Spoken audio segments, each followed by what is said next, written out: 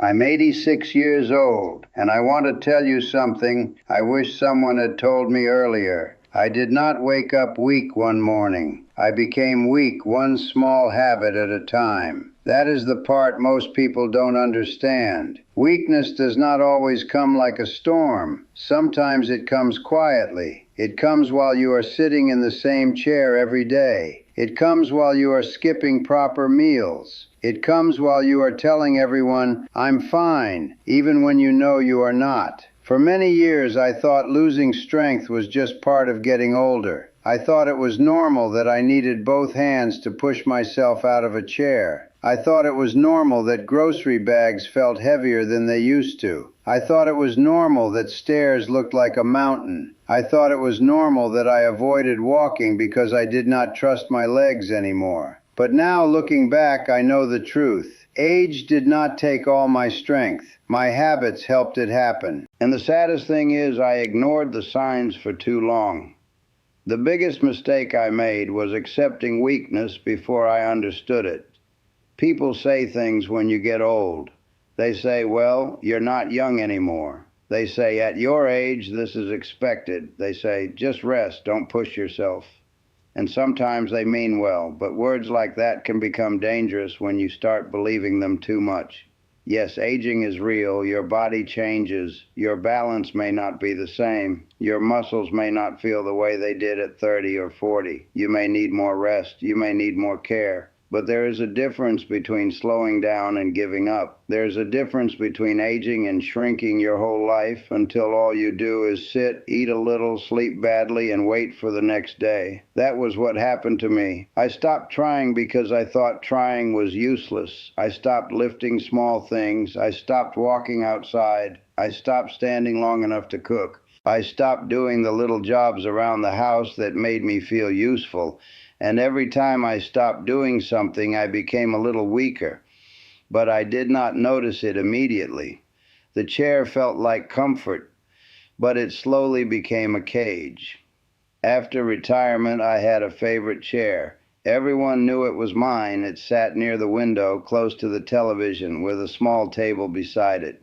In the beginning, it felt peaceful. I had worked for years. I had raised children. I had carried responsibilities. I told myself, now I deserve to rest. And I did. But rest became my routine. Morning tea in the chair, news in the chair, lunch nearby, afternoon nap in the chair, evening television in the chair. At first it looked harmless, but slowly my legs began to feel heavy. My knees became stiff. My back started aching. Standing up took effort. I would rock forward once, twice, then push hard with both hands. One day my grandson asked me, "Grandpa, why do you make that sound when you stand up?" I laughed, but inside it hurt because I knew he had noticed something I was pretending not to see. The less I moved, the harder movement became, and the harder movement became, the more I avoided it.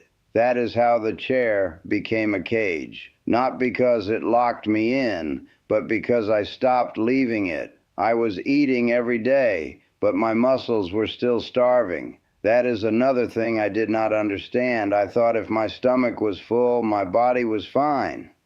In the morning, I would have tea and toast, sometimes just a biscuit. At lunch, maybe soup, maybe crackers, maybe something soft and easy. At dinner, I often ate less because I was not very hungry. I told myself, I'm old now, I don't need much food, but my body needed more than I was giving it, especially my muscles.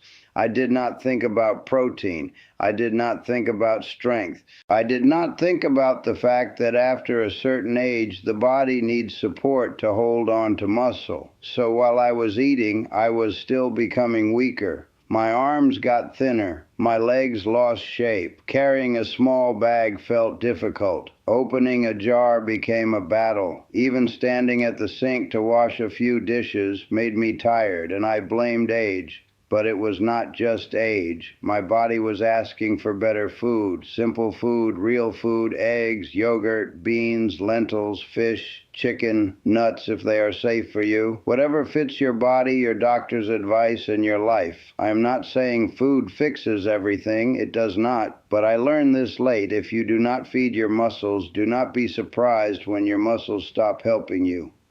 After one small fall, I stopped walking, and that made me fall faster inside. I remember the fall clearly.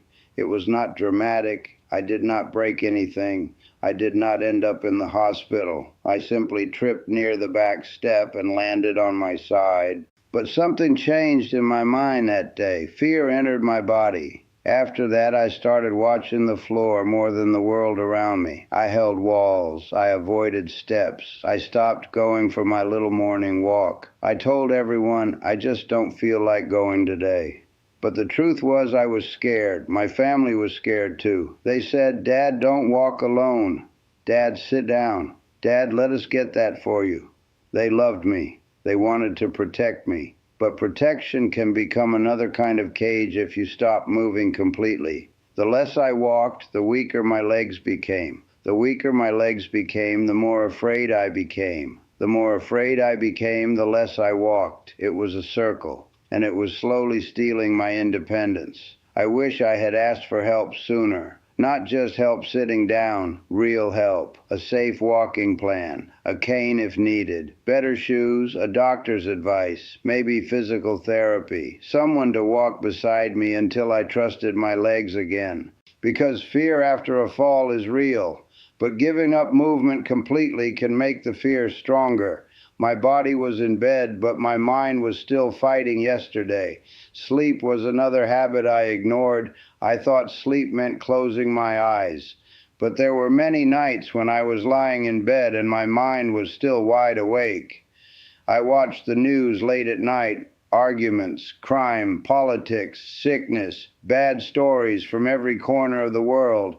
Then I would turn off the television and wonder why my heart still felt heavy. Sometimes I worried about money, sometimes about my children, sometimes about death, sometimes about being a burden, sometimes about things that had already happened 20 years ago. Old age gives you quiet hours, but quiet hours can become loud inside the mind. I would wake up tired. My body felt slow. My balance felt worse. My patience was gone before breakfast. Even my hands felt weaker on bad sleep days. I did not connect it at first. But poor sleep drains strength, not just energy, strength. When you do not sleep well, everything becomes harder. Standing, walking, thinking, eating properly, caring about yourself.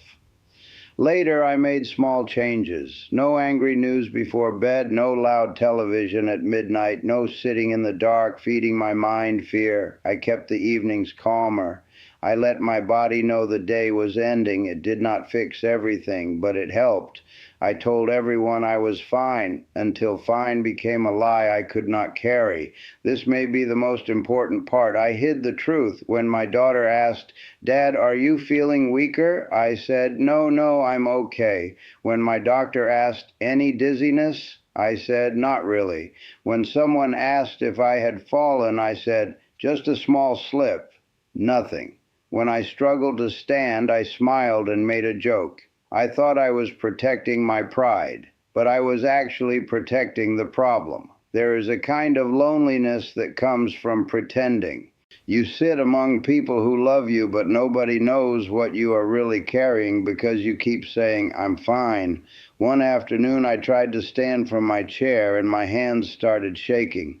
I pushed once, but my legs did not help. I pushed again and I fell back into the chair. My daughter saw it. This time I could not hide. She did not shout. She just looked at me quietly and said, Dad, how long has this been happening? And I finally told the truth. Longer than you think. That truth changed everything. We spoke to the doctor properly. We talked about weakness, balance, appetite, sleep, medicines, dizziness, fear of falling, and the way I had stopped moving. The doctor checked things. Blood tests were done. My medication was reviewed. We talked about food, movement, safety, and strength. I realized something important. A doctor cannot help with the truth you hide. Your family cannot support the struggle you keep pretending does not exist. And your body cannot heal from neglect if you keep calling neglect old age.